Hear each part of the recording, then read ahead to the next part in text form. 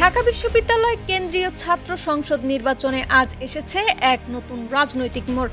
স্বতন্ত্র সমন্বিত শিক্ষার্থী সংসদ প্যানেলের সাধারণ সম্পাদক প্রার্থী মাহিন সরকার বাকের মজুমদারকে সমর্থন জানিয়ে নির্বাচন প্রতিযোগিতা থেকে সরে দাঁড়িয়েছে।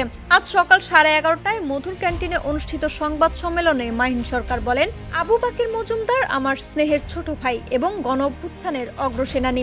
যদি সে জিততে পারে সেটি আমার বিজয় হিসেবেই বিবেচিত হবে। আমি আমার শুভাকাঙ্ক্ষী শিক্ষার্থীদের আহ্বান জানাচ্ছি, বাকের মজুমদারকে জিএস নির্বাচিত করুন। আমি জিএস পদে নির্বাচিত করার জন্য আমার সকল শুভাকাঙ্ক্ষী ঢাকা বিশ্ববিদ্যালয় সাধারণ শিক্ষার্থীবৃন্দ সকলের প্রতি আহ্বান জানাচ্ছি, আবু বাকের মজুমদারকে আপনারা জিএস পদে নির্বাচিত করুন। আবু বাকের মজুমদারের বিজয়ী মাহিন সরকারের বিজয় বলে সূচিত হবে ইনশাআল্লাহ।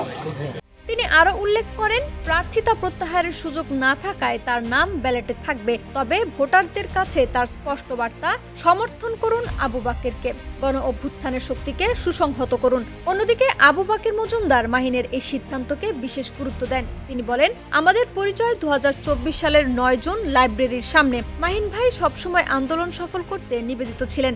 আজও তিনি সেই ধারাকে বজায় রেখেছেন। তার বড় মন এবং সমর্থনের জন্য আমি কৃতজ্ঞ। মাহিন ভাই তার পূর্বের কার্যক্রমে তিনি ধারা বজায় রেখেছেন আমি মনে করি। আমি ভাইয়ের কাছে কৃতজ্ঞ।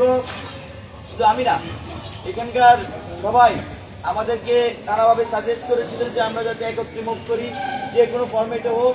মাহিন ভাই সেই জায়গায় সহযোগিতা করেছেন, তিনি তার বড় মনের পরিচয় দিয়েছেন। অনেকেই মনে করছেন এই ঘটনা শুধু নির্বাচনের ফলাফলকেই প্রভাবিত করবে না, বরং ঢাকা বিশ্ববিদ্যালয় ছাত্র রাজনীতিতে নতুন সমন্বয় এবং আন্দোলনের শক্তিকে আরও সংহত করবে।